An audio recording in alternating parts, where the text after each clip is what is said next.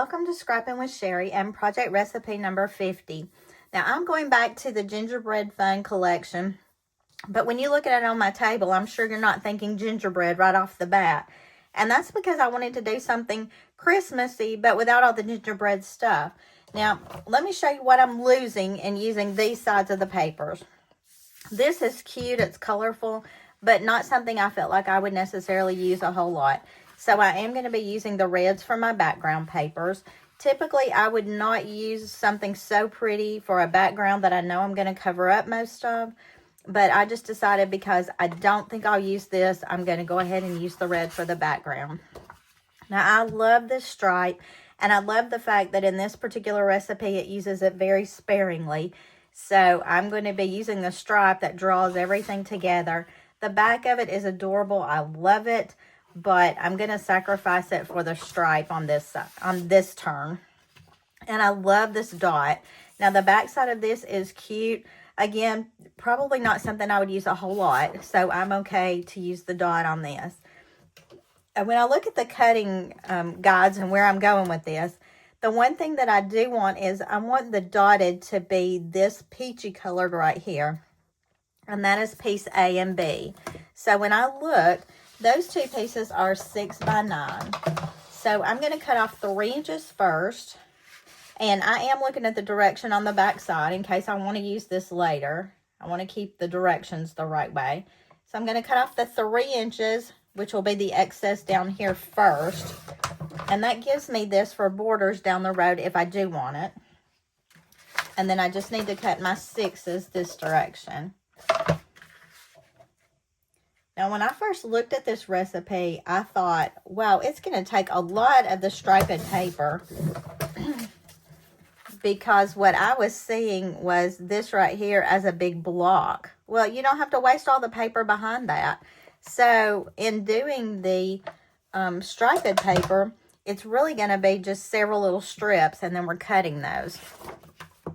Now, I want my stripes to go across on my page.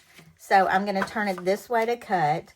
And what I'm cutting, it shows to punch a border, then cut, punch a border, then cut. Borders are about 1.5 inches, give or take. I'm going to go, let me look at this real quick, because there's a pretty good space there. I'm going to go with about, we've got 9 here. I'm going to go with 1 inch here and here for all of those. I think I'm going to go with 1 inch borders all the way.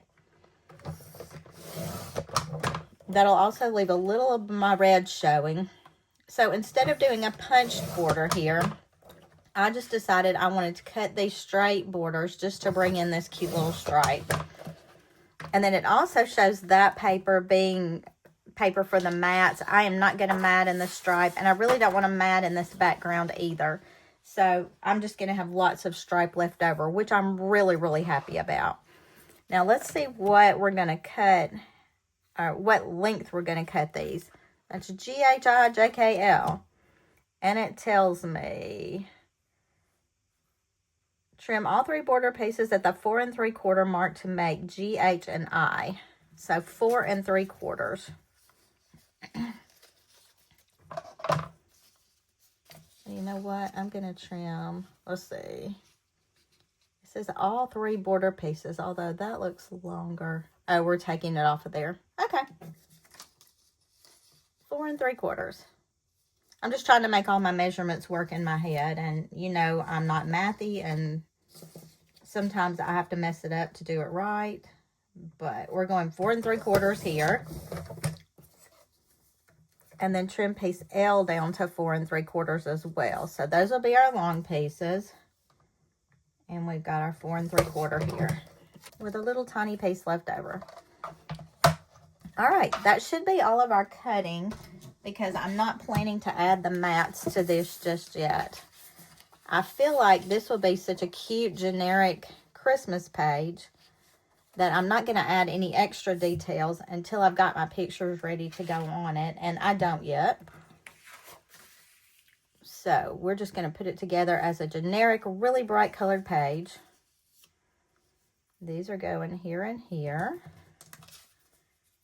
And here and here. This is so cute. And then what they've done is make this go across and then run right into a photo. Well, depending on what color photos I end up using, I could use any color mats on here. I mean, any of the colors in this would be beautiful. I did want to show you, though, before I decided what borders to use, I was thinking that the little gingerbread border maker cartridge, or not border maker cartridge, border punch.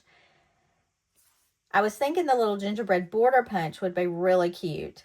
And I bought white puff paint and just painted the rooftop of this to kind of make it look like snow. Now, if I were going to put it onto this, I would put something white behind it to make it stand out. I was trying to see if I have a little piece of anything white to show you. This is just a scrap sheet of paper. But if I put it on some white, it would really stand out against that red, and it would look so much cuter. But I'm not going to use the gingerbread border because I want to keep it a little more generic with my stripes. So let's take this down and see what we've got. It's going to be really plain for now, but once we get those pictures added on, it's going to be adorable. And I'm going to try to center this somewhat.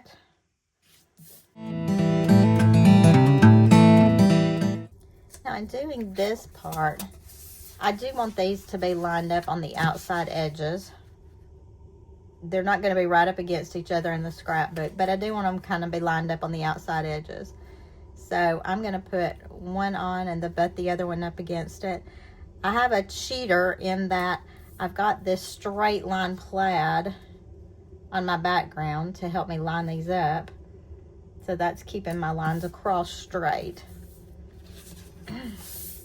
But this is a real generic page. This would be great for any kind of paper pack, any kind of layout. You could add your border punches, your border maker cartridges, border stickers. You could add anything to that. Now, it does show matted photos, and it shows actually 4 photos on each side, which I love. But until I get my photos ready to go on here, I'm not going to finish this out. So you will see the completed page, hopefully with photos when this airs. But if you don't, I mean, what an easy layout to do. Get you a couple of pieces of paper that you like, a couple of backgrounds. In about 5 minutes, you have popped out an adorable page ready for your photos.